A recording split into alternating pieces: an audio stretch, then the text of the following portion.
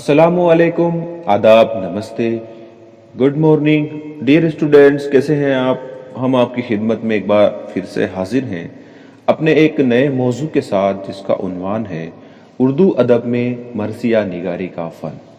مرثیہ اردو کی ایک اہم صنف ہے اور ہندی میں کہیں تو ایک اہم کاویہ رچنا۔ عزیز طلباء، آئیے سمجھتے ہیں کہ اردو میں مرثیہ کہتے کسے ہیں۔ جتنا درد اور اثر مرثیے میں پایا جاتا ہے اتنا کسی اور صنف سخن میں نہیں پایا جاتا۔ مرثیہ وہ پرتاثیر آواز ہے جو کسی دکھی دل سے بے ساختہ نکلتی ہے اور دلوں میں اتر جاتی ہے۔ اس سے زیادہ دل دکھانے والی بات اور کیا ہو سکتی ہے کہ جسے ہم جی جان سے چاہیں وہ ہمیشہ کے لیے ہم سے جدا ہو جائے۔ تجربہ بتاتا ہے کہ جب ایسا ہوتا ہے تو منہ سے موزوں کلمات ادا ہوتے ہیں۔ کسی عورت کو اپنے عزیز کی موت پر بین کرتے کس نے نہ دیکھا ہوگا۔ اس بین میں ایک دردناک لے بھی ہوتی ہے، دلی صدمے کا اظہار بھی، اور مرنے والے کی خوبیوں کا بیان بھی۔ یہی بین مرثیے کی ابتدائی شکل ہے۔ جب یہ پوری طرح شعر کے سانچے میں ڈھل گیا تو مرثیہ کہلایا۔ اور مرثیہ وہ صنف شاعری ہے جو دنیا کی ہر زبان میں شاید سب سے پہلے وجود میں آئی۔ عزیز طلباء، مرثیہ شاعری کی اس صنف کو کہتے ہیں جس میں کسی مرنے والے کی تعریف کی گئی ہو اور اس کی موت پر اظہار غم کیا گیا ہو۔ مرثیہ عربی زبان کا لفظ ہے اور اس کے معنی ہے کسی کی موت پر رونا۔ جب اس لفظ کا استعمال شروع ہوا تو اس وقت صرف شخصی مرثیے موجود تھے۔ سانحہ کربلا سے متعلق مرثیے بعد کو لکھے گئے اور ہماری زبان میں ان کا اتنا رواج ہوا کہ مرثیے کا ذکر آئے تو ذہن شخصی مرثیے کی طرف نہیں بلکہ کربلائی مرثیے کی طرف ہی منتقل ہوتا ہے۔ شخصی مرثیے کے برخلاف اس کا دامن بہت وسیع ہے۔ اس میں صرف اظہار غم اور مرنے والے کی تعریف و توصیف ہی نہیں بلکہ سانحہ کربلا سے متعلق تمام واقعات ہوتے ہیں۔ مثلا حسینی قافلے کی مدینے سے روانگی، جناب حور کا راستہ روکنا، میدان کربلا میں پہنچ کر خیمے نصب کرنا، وہاں کے مختلف مناظر، جنگ اور شہادت۔ یہی نہیں بلکہ حضرت قاسم کی شادی کا ذکر بھی کربلائی مرثیے کا ایک اہم حصہ ہے۔ عزیز طلباء، مرثیہ نگاری کا فن سمجھنے سے پہلے آئیے تاریخ پس منظر کو بھی سمجھ لیں کہ کیا واقعہ ہوا تھا۔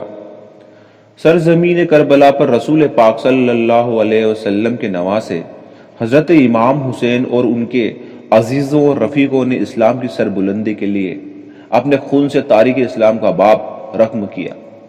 اس کا پس منظر یہ ہے کہ امیر معاویہ کے بعد ان کا بیٹا تخت نشین ہوا۔ سچ تو یہ ہے کہ اب خلافت کی جگہ بادشاہت نے لے لی تھی۔ جو لوگ خوشی سے بیعت کے لیے راضی نہ ہوئے ان پر سختی کی گئی۔ حضرت امام حسین کا معاملہ ذرا مختلف تھا۔ ان کے ساتھ چالاکی سے کام لیا گیا۔ اہل کوفہ کی طرف سے انہیں خطوط بھجوائے گئے کہ ہم آپ کے ہاتھ پر بیعت کر کے یزید سے جنگ کے لیے آمادہ ہیں۔ حضرت امام حسین نے اپنے قریبی عزیزوں اور دوستوں کے ساتھ سفر کی تیاری شروع کر دی۔ ان کے ایک عزیز مسلم بن عقیل حالات کا جائزہ لینے کے لیے اپنے دو بیٹوں کے ساتھ پہلے ہی کوفے کی سمت روانہ ہو گئے تھے۔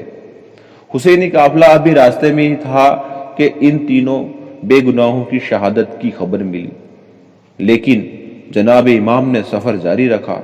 آگے چل کر ایک یزیدی لشکر کا سامنا ہوا جس کے سردار جناب حور تھے۔ اس یزیدی لشکر کا مدعا یہ تھا کہ حسینی قافلے کو نہ تو واپس جانے دیا جائے نہ کسی اور سمت کا رخ کرنے دیا جائے بلکہ اسے گھیر کر کربلا کے میدان کی طرف لے جایا جائے۔ اتفاق یہ کہ حور کے لشکر میں پانی ختم ہو گیا۔ حضرت امام حسین نے نہ صرف حور کی سپاہیوں کو بلکہ مویشیوں کو تک کو سیراب کر دیا۔ محرم کی 2 تاریخ کو حسینی قافلہ کربلا کے میدان پہنچا۔ انہیں دریا کے کنارے خیمے نہیں لگانے دیے گئے۔ 7ویں تاریخ کو یزید کی فوجوں نے دریا کے کنارے پہرا سخت کر کے جناب امام اور ان کے ساتھیوں پر پانی بند کر دیا۔ اس درمیان جناب امام پر یزید کی بیعت کے لیے دباؤ ڈالا جا رہا تھا۔ مگر وہ کسی طرح راضی نہ ہوئے۔ یزیدی فوج کا سردار عمر ابن سعد تھا۔ اس کی مدد کے لیے چاروں طرف سے یزیدی فوجیں برابر چلی آ رہی تھی۔ ادھر پیاس کی شدت سے رفیقہ امام کا برا حال تھا۔ بچوں کی حالت اور بھی غیر تھی۔ جناب امام کی بیٹی سکینہ پیاس سے بے قرار ہوئی تو حضرت عباس جنگ کرتے ہوئے پانی لینے گئے اور شہید ہو گئے۔ حضرت امام کے شیر خوار بیٹے علی اصغر پیاس سے بے حال ہو گئے تو جناب امام انہیں لے کر گئے کہ شاید بچے کو دیکھ کر ان ظالموں کو ترس آ جائے گا، مگر ہوا یہ کہ ایک تیر ان کی حلق میں پیوست کر دیا گیا۔ محرم کی 10 تاریخ قیامت کا دن تھا۔ جنگ کی تیاریاں مکمل تھیں، مگر حضرت امام حسین نے صلح کی آخری کوشش کی اور یزیدی فوج کے روبرو ایک معرکہ آرا خطبہ دیا اور کسی پر تو کوئی اثر نہ ہوا، مگر جناب حر امام کی فوج سے آ ملے۔ جنگ ہوئی اور عابد بیمار کے سوا سب مرد شہید کر دیے گئے۔ اس کے بعد اہل بیت کا اسباب لوٹا گیا، خیموں کو آگ لگا دی گئی، خواتین پر ظلم کیے گئے اور انہیں گرفتار کر کے یزید کے دربار میں لے جایا گیا۔ کربلائی مرثیہ اسی دردناک داستان کی یاد دلاتا ہے۔ عزیز طلبہ، آپ نے مرثیہ نگاری کے فن کو سمجھنے سے پہلے پس منظر کو سمجھا۔ میں امید کرتا ہوں کہ آپ کو یہ واقعہ سمجھ میں آیا ہوگا، جس سے آپ کو مرثیہ اور مرثیہ کے موضوعات سمجھنے میں بہت مدد ملے گی۔ ابھی میں اپنے بات کو یہیں ختم کر رہا ہوں۔ اس ٹاپک کو ہم کنٹینیو جاری رکھیں گے۔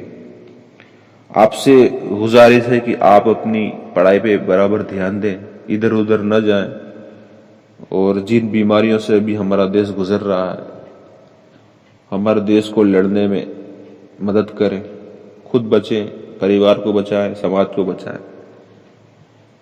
اسی کے ساتھ میں آپ سے آج وداع لیتا ہوں۔ تھینکس، خیال رکھیے گا۔ اللہ حافظ۔